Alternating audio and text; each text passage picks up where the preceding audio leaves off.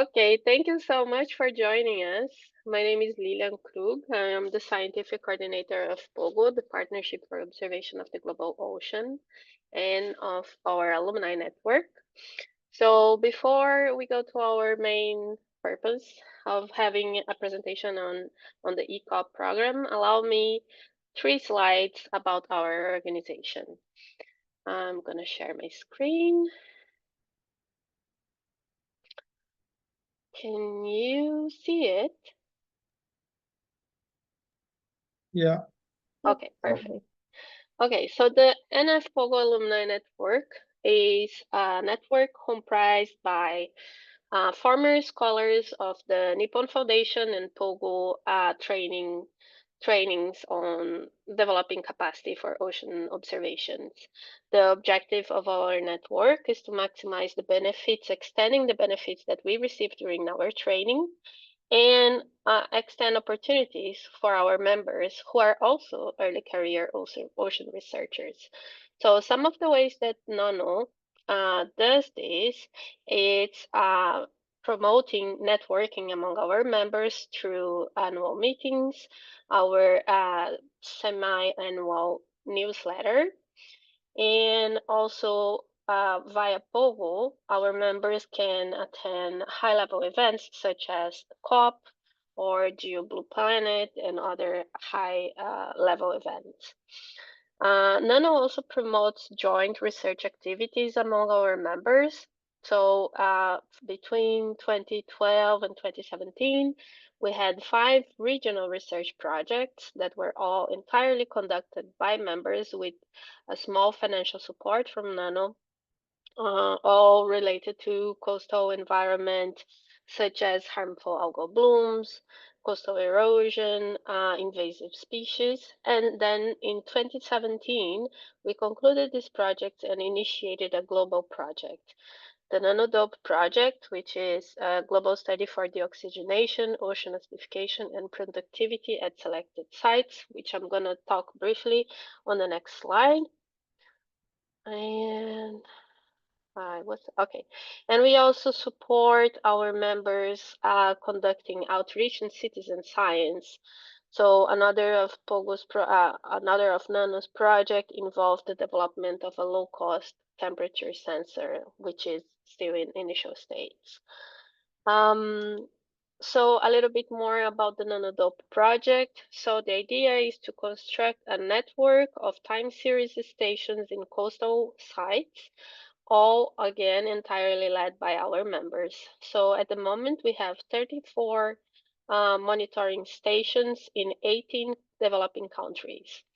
There, they have monthly or bi-monthly in situ sampling, but are also conducting activities with their own early career researchers and outreach activities, developing trainings and other promotions that benefits the local researchers. One of our activities in capacity development within this project is supporting the promotion of science communication, and this is via this webinar series. So today is our 25th webinar, and we are very happy to welcome Evgeniia Kostianaia, I'm sorry, Ginny, who is the Early Career Ocean Professional Global Coordinator. So Ginny will talk about the ECOP program of the United Nations Ocean Decade Endorsed Program, yeah, and how this network is empowering, inspiring, and connecting ECOPs from all around the world, literally. So Ginny is an ocean lover who became global coordinator of the UN Ocean Decade Endorsed Program.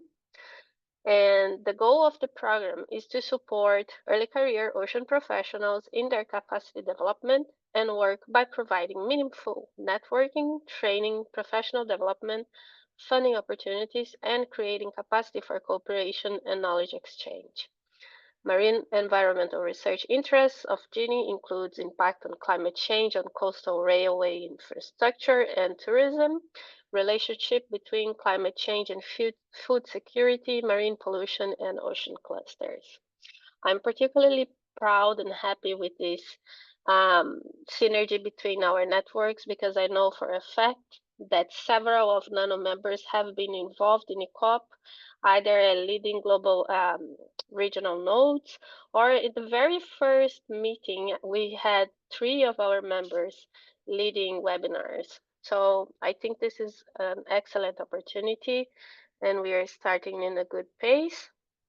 One final notice, this meeting is being recorded, so this recording will go after to Pogo's YouTube channel. So Ginny will present about 30 minutes, and then we will open for questions. So please write down your questions so we can discuss it later. And I think that's it. So more information on NANO, we have the website and our social media platforms. You can find us at NANO for Ocean. Thank you. Let me conclude this. And Ginny, please share your screen. Thank you, Lika. Thank you for this wonderful introduction. I'll just share my screen. Can you please confirm that you can see it all okay? It's we are seeing the PowerPoint. If you put it on presentation mode, there you go. It's Yes. perfect. Good. Okay, well, thank you so much. I'm really very grateful to you, Lika, for this wonderful invitation. I'm really very honored to be speaking today here. And indeed, I hope that we will strengthen this connection and cooperation between our networks. I think it's not me, it is moving automatically. Yeah, I just really think that this connection will yield a lot of very interesting results.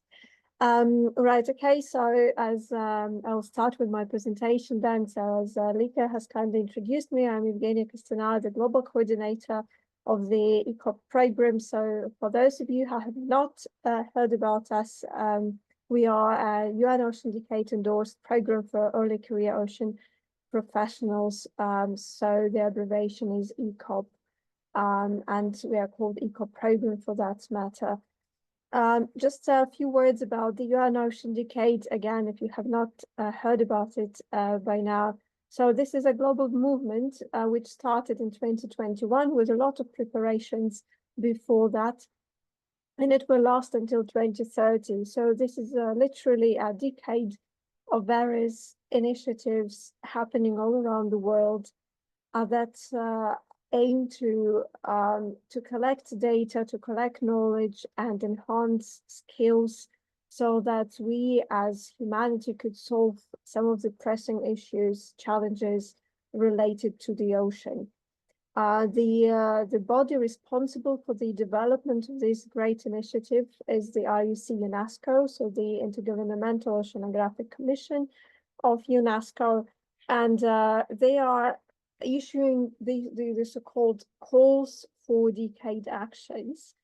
They do it twice per year, so they ask the global community to submit their applications for programs, projects, or contributions that deal with a specific marine challenge.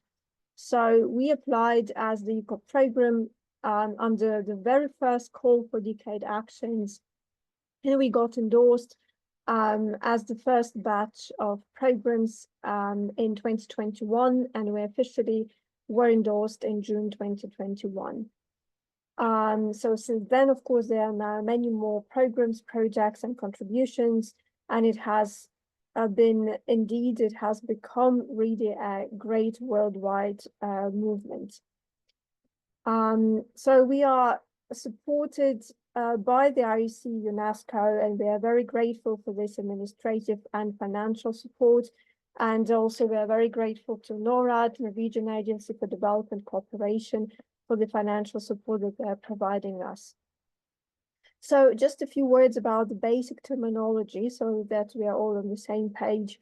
So our goal is to provide meaningful networking opportunities and access to various financial opportunities, capacity development opportunities, as well as really connecting opportunities. So we get a lot of requests from various REC bodies to help with the recommendations of ECOPs that could be part of the various panels or working groups, etc. ECOPs got into the working groups of Vision 2030, which was part of the UN Ocean Decay Conference.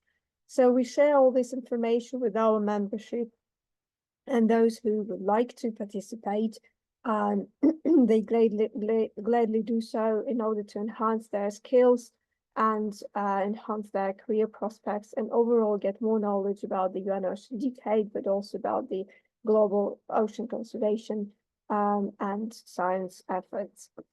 So for the purpose of our program, an ECOP is someone who has completed their most recent degree within the last 10 years. So we do not have an age limit. So we are not saying that we only deal with people who are like under 35, for example. So we do not have this age cap. And why we do so? Because we understand that there are various life scenarios, and somebody can be changing their careers at some point in their lives.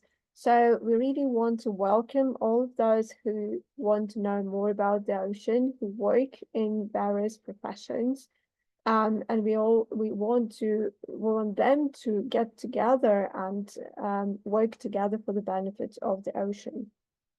So for the same reason, we do not work exclusively with people from academia, with people from research institutions.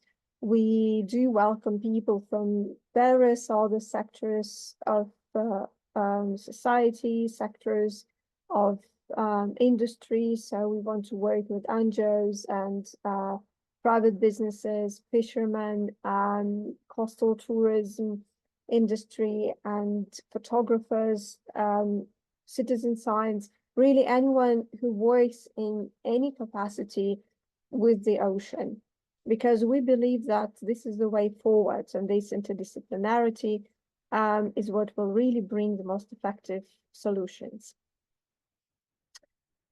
So now I'd like to explain a little bit how we function and what our structure is. So as of now, we have over 6,000 members of the ECOP program, and I will later explain how you can join. So the process of joining the program is very simple. You just subscribe to our form, to our newsletter, and you get into our database. Why is it beneficial to be in our database? Because for the same reason, you will get a monthly newsletter, which is full of various opportunities. First of all, news of the ECOP program, but also opportunities from all kind of sectors, organizations, corners of the world, which will help you with your studies or with your work career.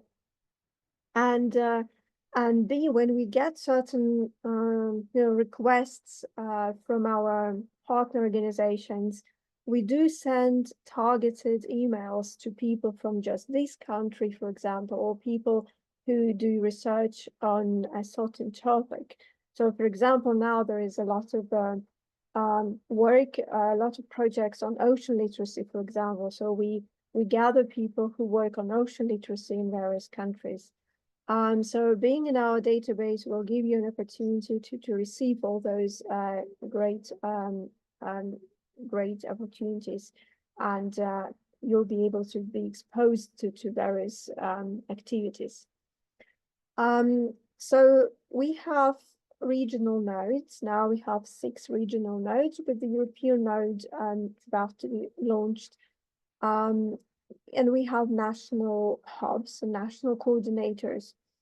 So for most of the time, a regional node will consist of several national hubs or national nodes. So as for example, we have Africa, which now has 11 officially endorsed national nodes. or Asia that has its own national nodes as well. We do have sometimes standalone national hubs, right? So for example, as Canada or US or Mexico that are not combined under a certain regional node. And we have a regional node that does not have specific national hubs yet, for example, as specific seeds. So then we have task teams. You can see the list of those task teams here, and the 6th task team is coming up soon now in 2025. So all of that information, whether it is about national or regional nodes or task teams, you can find on our website. And Lika, if you could help me just to share the links in the chat. So for the participants of this webinar, you'll find all the necessary links that I mentioned in the chat as I speak.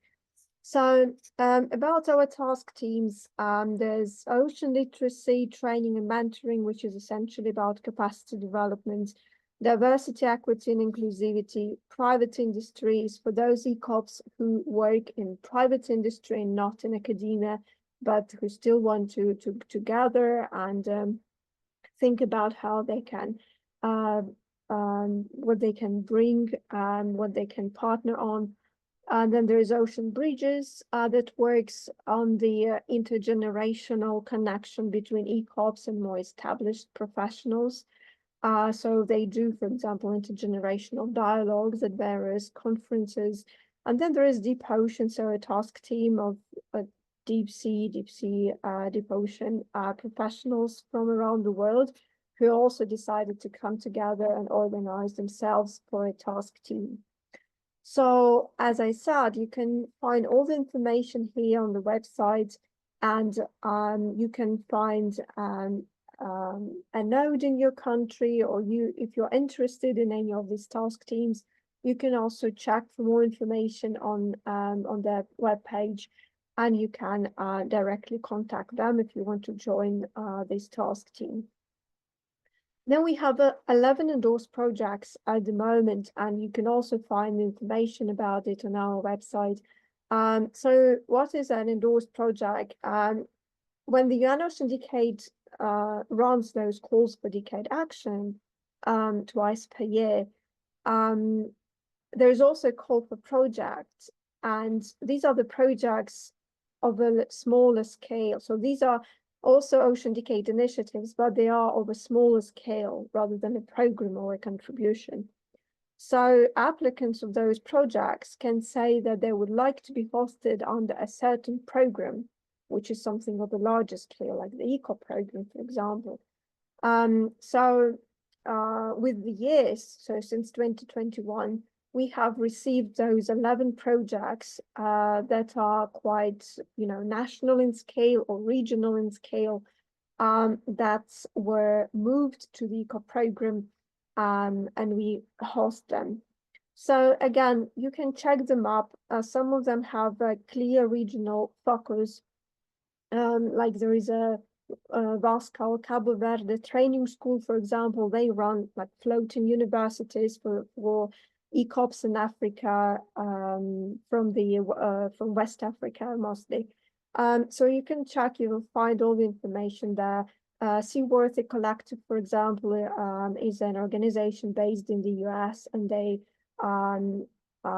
work with startups, with various innovators, I think from around the world, who work on ocean conservation and ocean innovation. So again, you'll find all the contacts there, and you can directly contact those leads. Now, this is a map of our nodes, both national, and you can see the Pacific seeds here. So this is the current state of our hubs. So you can see we have a legend here, right? So the pins in red mean that you will find a separate web page on our website. The pin in yellow means that there is an appointed coordinator, but we don't have a separate web page yet. And the pin in green means that there is something in development. So you can see, for example, there are green pins in Colombia, Peru, Ecuador. It means that there are teams there who are working to develop and officialize the nodes, but we haven't officially launched it yet. But if you would like to find out who these people are, you can definitely contact me if you also want to contribute to the development of this node. By the way, this map is also available on our website, so you can go there to look more into this. Now, if you are really intrigued about this map and you wonder what you can do with this now, so ask you a question, have you seen a node in your country or in your region? So if yes, you have seen a node and you are curious about what this node is doing, you can go to the page of the nodes where we have listed all the countries where we have our coordinators, and you'll find the information about how to join your node. You'll find either an email address or sometimes, and the node is using a WhatsApp group or a Slack channel. So you'll find all this information there and you'll be able to contact them directly. If now you have not seen a node in your country, then you can ask me. Maybe there's already someone, and I can connect you with them. But you can think whether you would like to set up a node itself, and we have a great first step to think about it, which is the onboarding handbook for our prospective coordinators. And you can find, if you find it here in the one of the sections, and I think Lika can also send the link in the chat for you. So after you have reviewed this handbook, I can definitely have a call with you, and we can discuss what is needed, and I can connect you with all the other ECOPs in the same country to give you a start with this.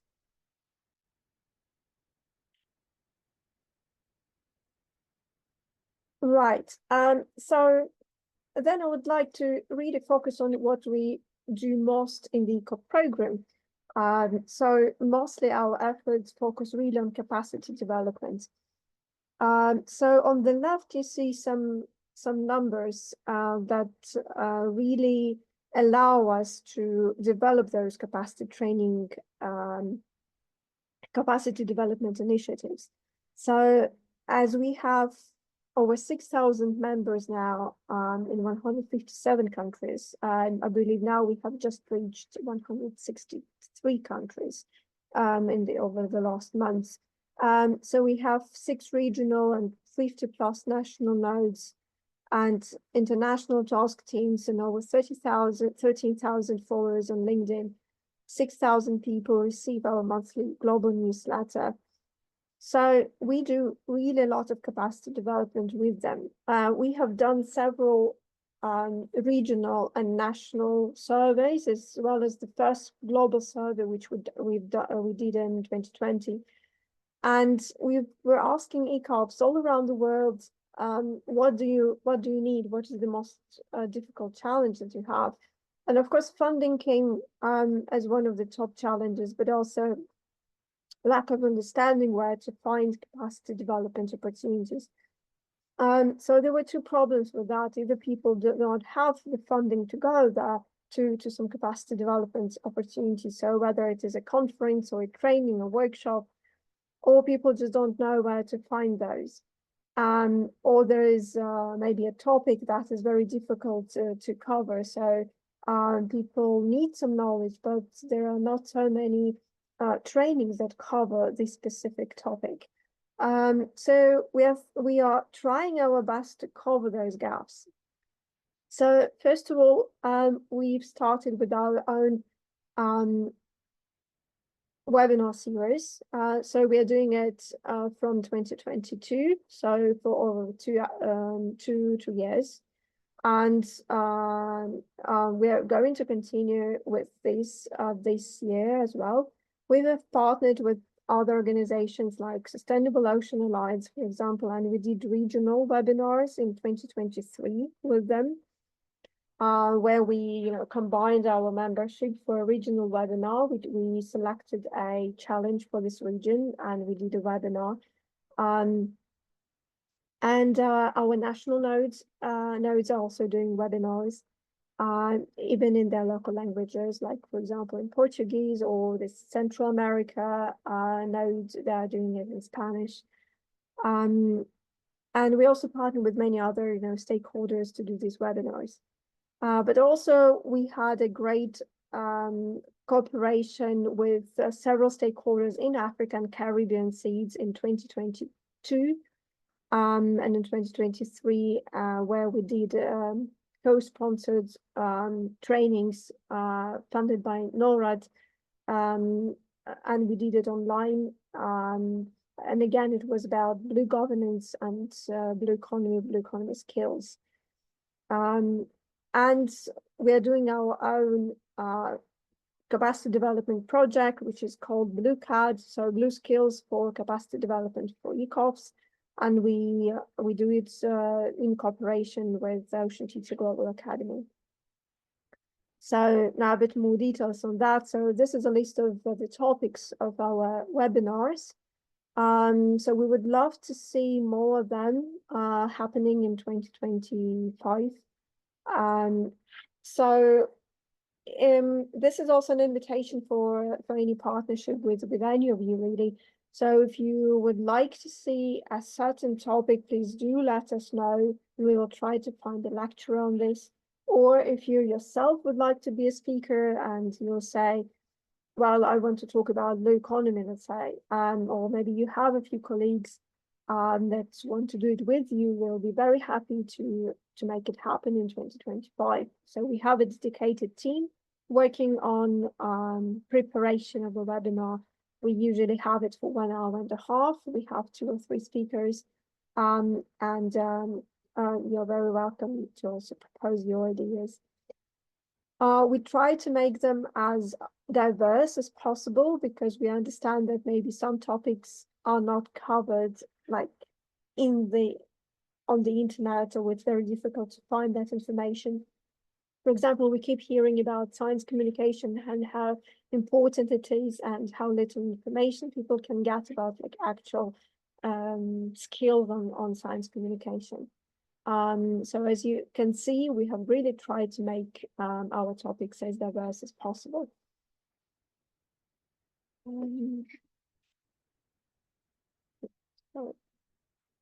So then this is also another cooperation project on webinars that we have with EUMETSAT,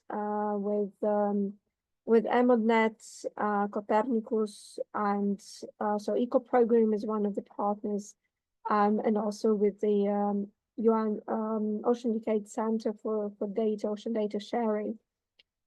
So we have gathered our forces for this webinar series on ocean data for UN Ocean Decade challenges. So there are 10 official challenges in the UN Ocean Decade framework, and the main European Union ocean data providers, they really speak about how you find ocean data, what you do with ocean data to solve certain ocean challenges. So we just had this great webinar on the 15th of January about ocean-driven solutions for a sustainable economy and resilient communities. And there will be also another one, the 4th one, in a few months from now. So here you can see the website, and it was done specifically for this cooperation project. And if you go to this website, you will find the recordings of previous webinars and very valuable resources. So if you go to the section resources, you will find Jupyter notebooks and various links. So for those of you who work with ocean data, I really highly recommend checking this website and making sure you don't miss the next webinar.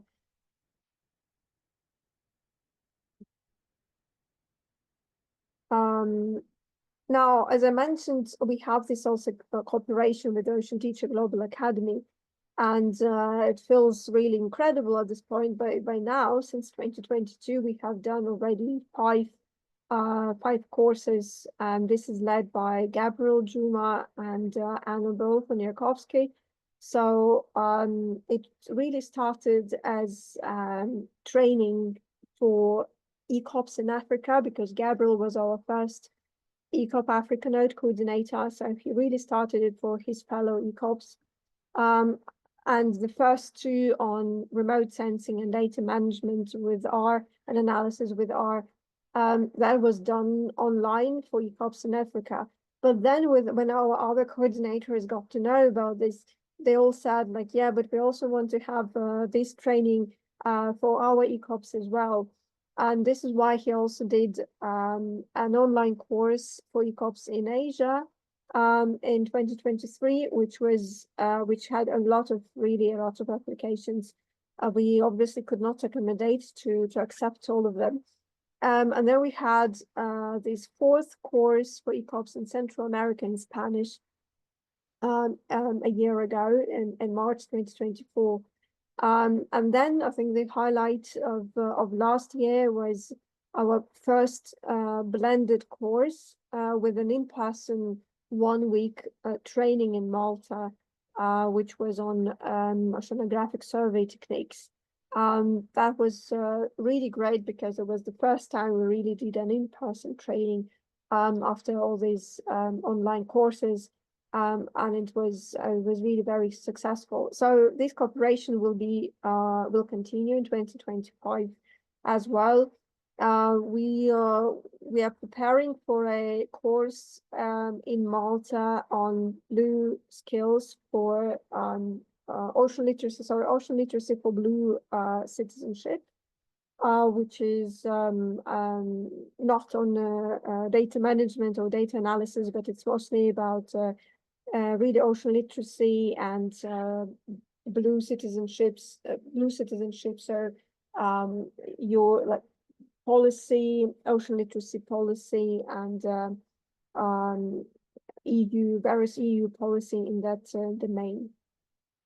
So again, if you are from a region where we have never had those courses, and you think that it would be very beneficial for you, for your fellow ECOPs, please let us know. Please let us know which topic is really missing in your region. And we usually are very happy to listen to this feedback.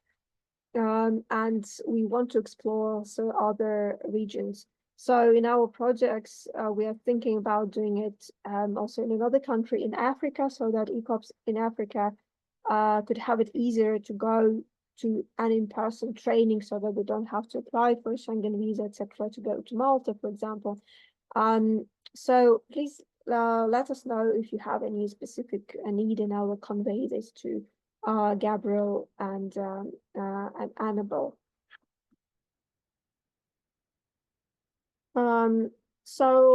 This is information about some databases that we have accomplished or are in the process of accomplishing. So we have this database for mentorship programs that you can find on our website. And if you're interested in finding a mentorship program, you can just select the region where are you in, and there's a couple of them for each of the regions, as well as international ones. Also, we are working on this database for funding and capacity development opportunities, and hopefully it will be live like in a month or so. The reason why it's so important to provide this database is because there are now so many opportunities out there. Like you go on LinkedIn and there are just tons of opportunities here and there, and various master courses and grants opportunities, etc.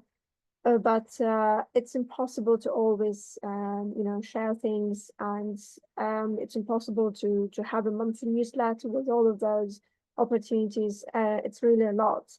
And in our work, we've witnessed that some of the most challenging things is the search for funding to go to a conference, let's say.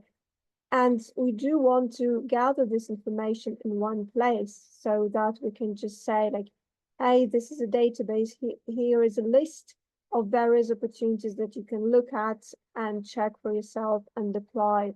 And I think it will be much easier for ECOPs to check those and try if they can get the funding if so that they don't miss any funding opportunity that fits their purpose.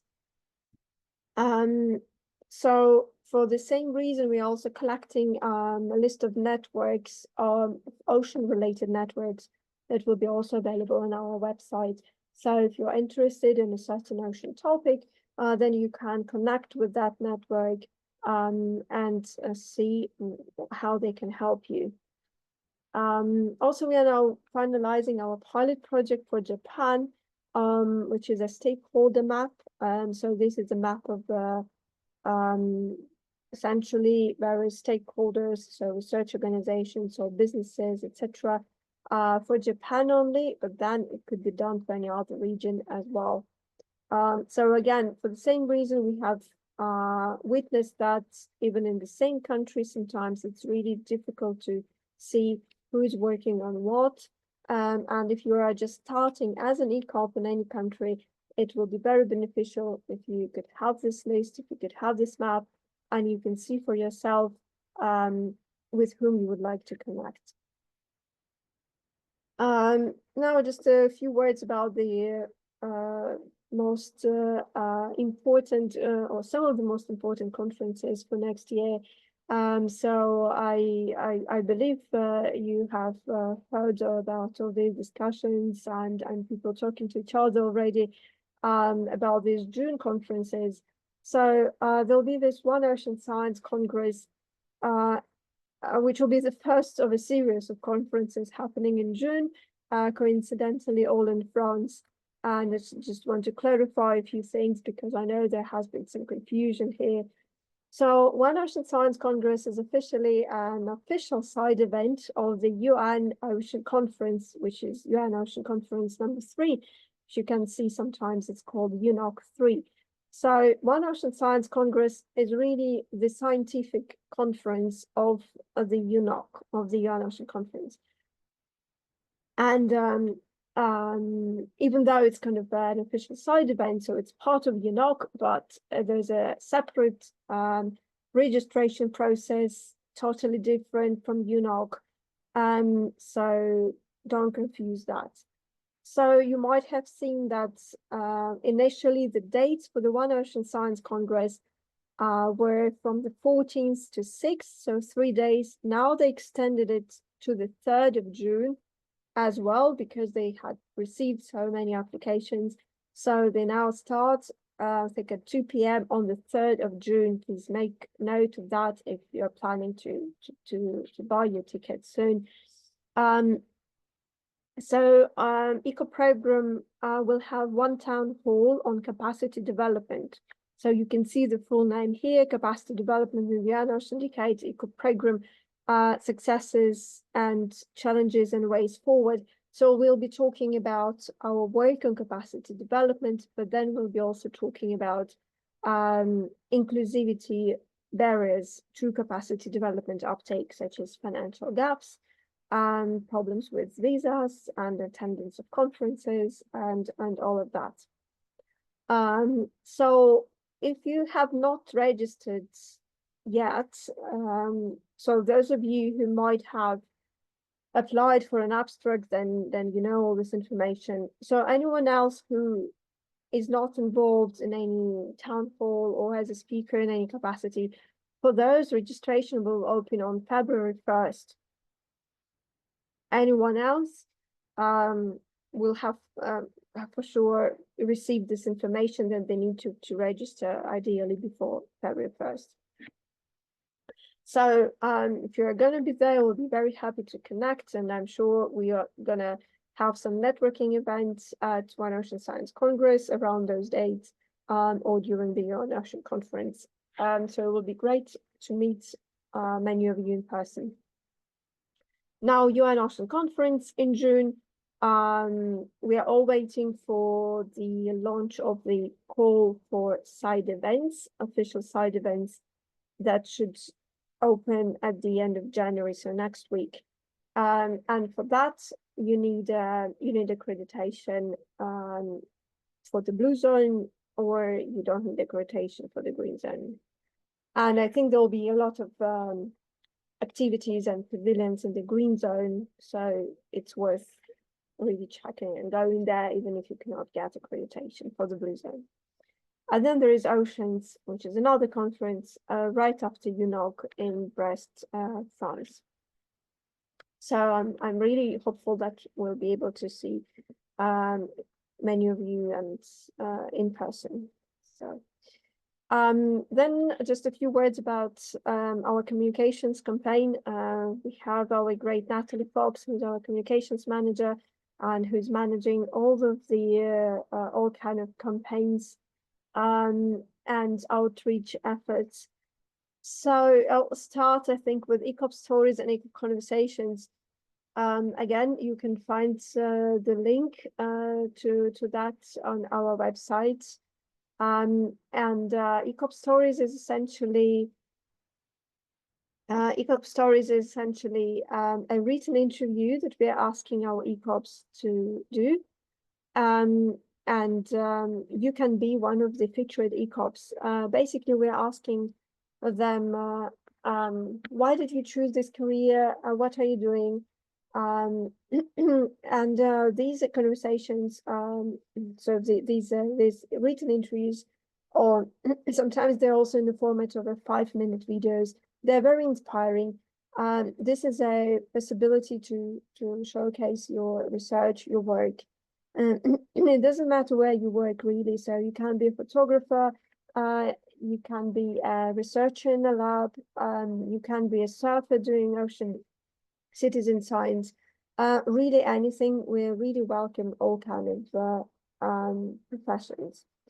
Eco Conversations is basically the same, but this is really a conversation of maybe 15 minutes or 20 minutes or more with Natalie, and this is a recording. So this is a bit longer, and you're able to really talk in depth about why you're doing what you're doing, why you're passionate about it.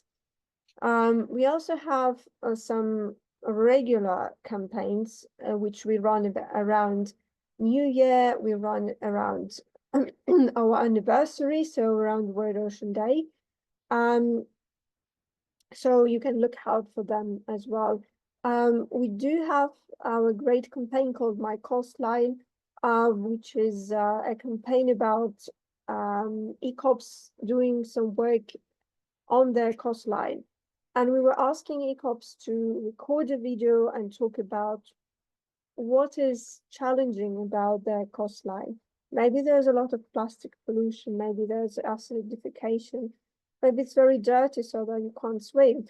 So we did get a lot of great videos where ECOPs were talking about what they do, and they were talking about their research, and it's really very inspiring. So I invite all of you to check those videos and see if you can also, if you also want to participate in those campaigns. We really welcome everyone.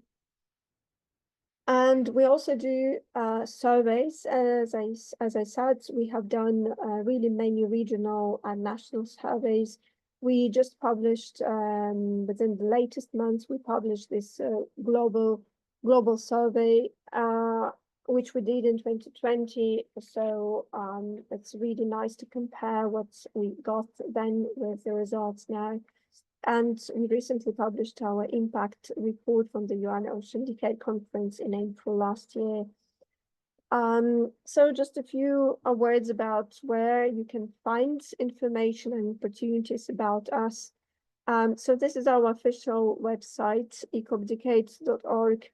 You can find there a lot of information. So as I said earlier, everything about our existing regional and national nodes, about task teams and endorsed projects, official information about the UN Ocean Decade. We also try to translate this, to duplicate this on our website. opportunities. So we are now changing that section. As I said, we're working on a database, so it will be in a much more friendlier way. But you still can find something there now. And there's also a way to subscribe to our monthly newsletter, which you'll find on the website. And also there is highlights of ECOPs. So as I said, ECOP stories, ECOP conversations, and all the other campaigns. So just another note about this great resource called Ocean Decade Network. For those of you who do not use it, I really recommend checking it out. So it was previously called Global Stakeholder Forum, and then it was renamed, I think maybe already 2 years ago, to Ocean Decade Network.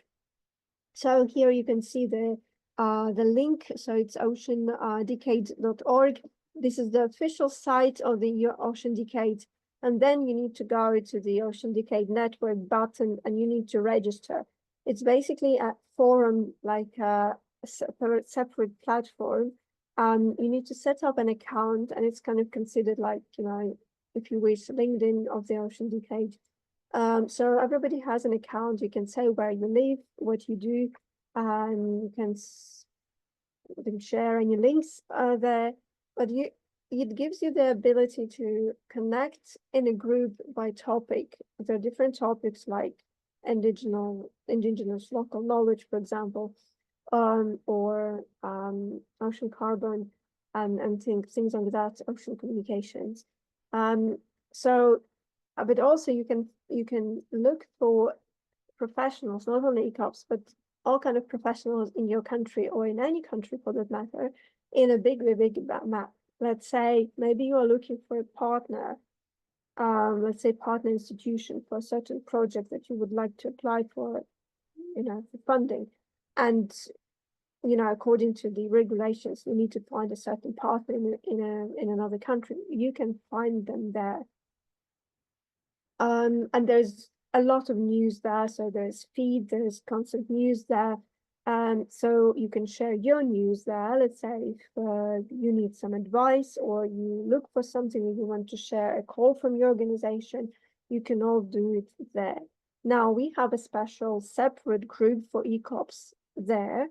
And here is an explanation how you can find it. So you go to open groups and you find early career professionals. We have over 2,000 people there. And the beauty of that is that you can also post things there. So you don't have to be an admin. If you want to share, if you want to ask a question, you can do everything there yourself. So I highly recommend checking out this resource. And really, it's I think my last slide, yes, here. So this is all kind of channels, our communications channels that you need to know to stay in touch with us. So there is our website. If you have any questions, please write to me directly at e.kostianaia@unesco.org. I hope those QR codes will work at this scale, so you can subscribe to our monthly newsletter. But also I'm sure that Lika has shared a separate link to our monthly newsletter, and anyway, you can find it on the front page of our website. There is also this QR code for our group on the Ocean Decade Network that I was just talking about. And here is a list of all our social media channels.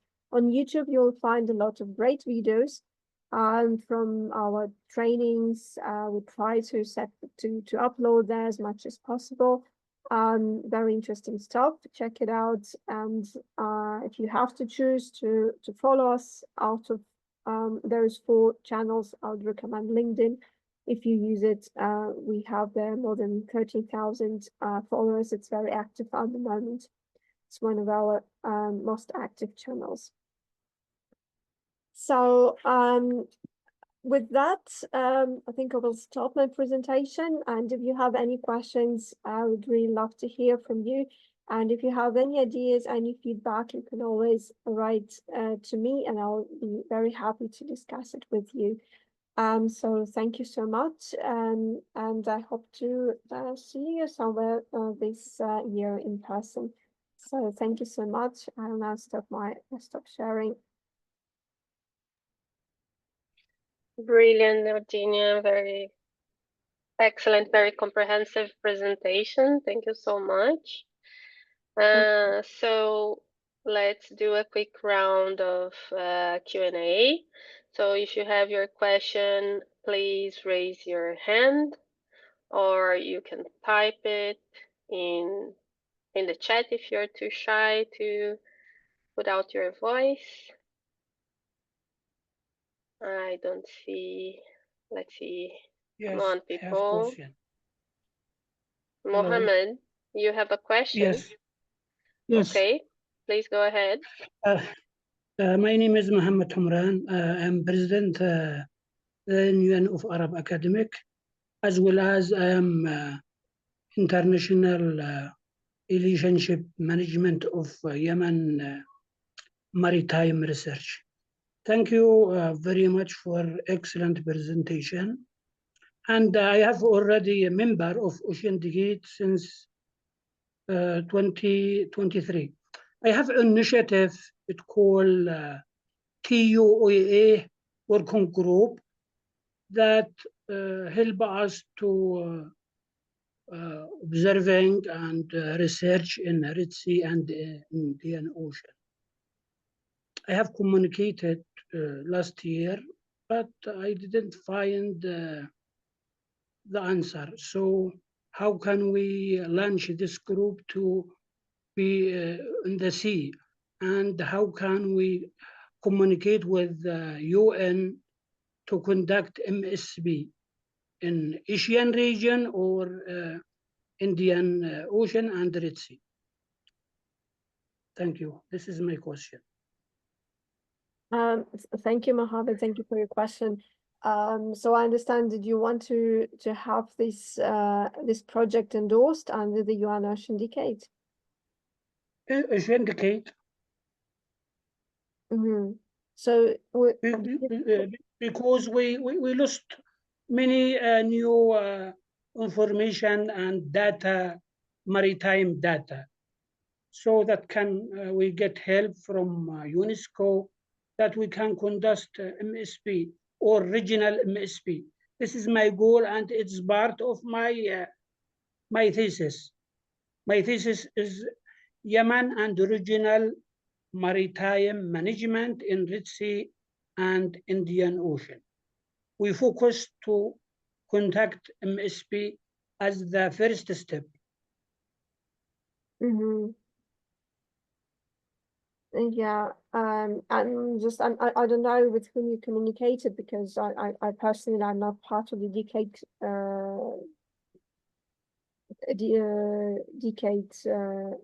decade unit. So I'm just managing the ECOP program, but you know, I'm not kind of part of the decade coordination unit. So I know that there is ECOPs for the Indian Ocean, and I think they just maybe you need to write out to them if you.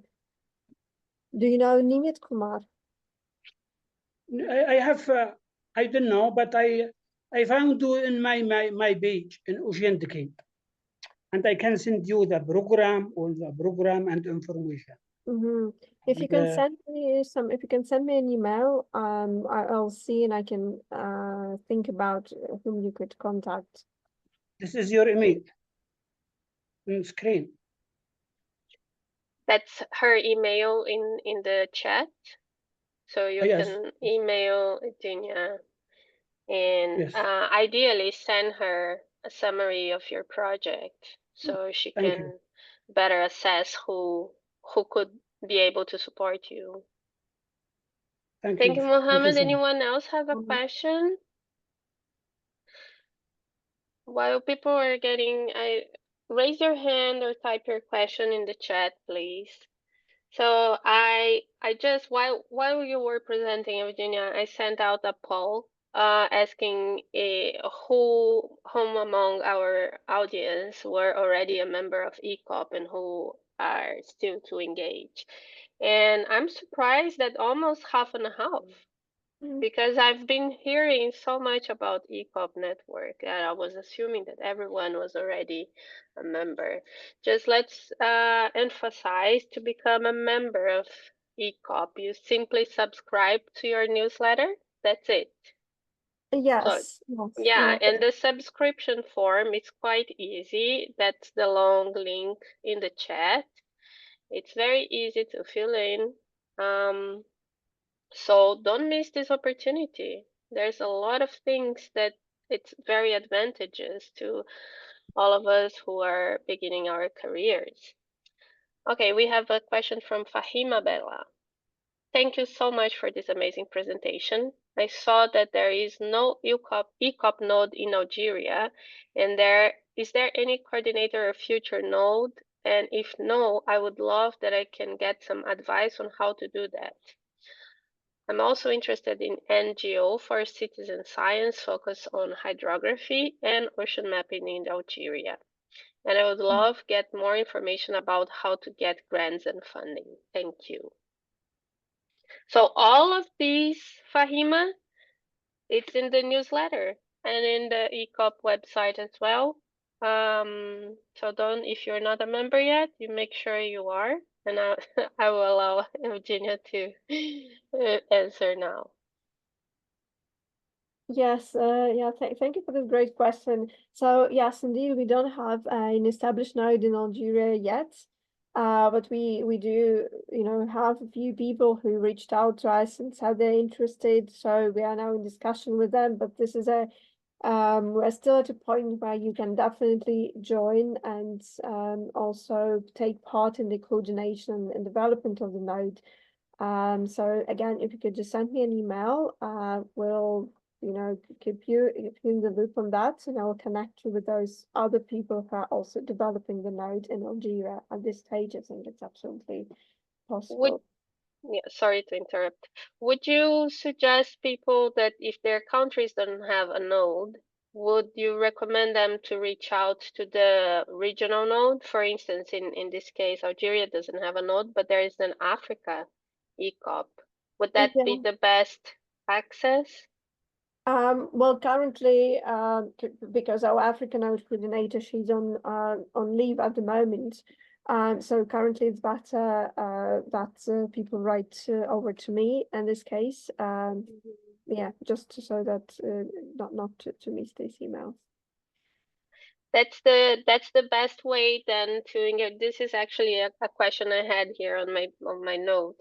If I not only want to become a member of ECOP, but I want to really engage and be a very active member. I had ideas that would pair well with one of your initiatives or something. So the best way for me is to emailing you saying, hey, I saw your presentation, I have this idea. What's the best approach? Yeah. I think yes. I think for now it's better to reach out to me, unless you have like a specific interest in ocean literacy, let's say, and you definitely know that you want to be part of the ocean literacy task team, for example, then you can just directly contact those people.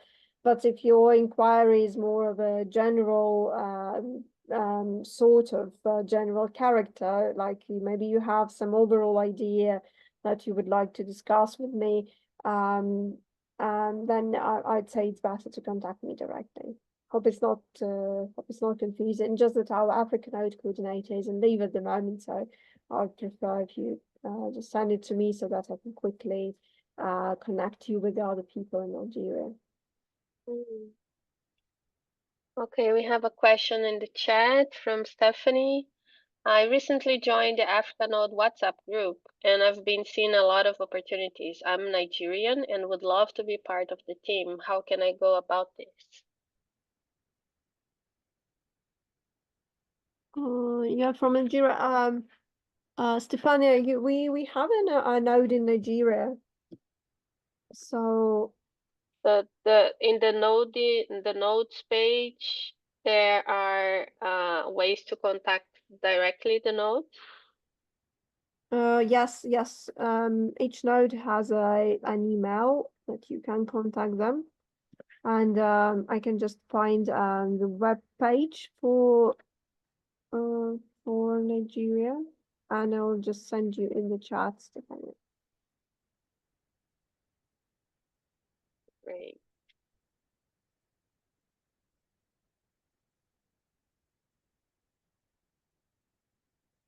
Yes, here you go.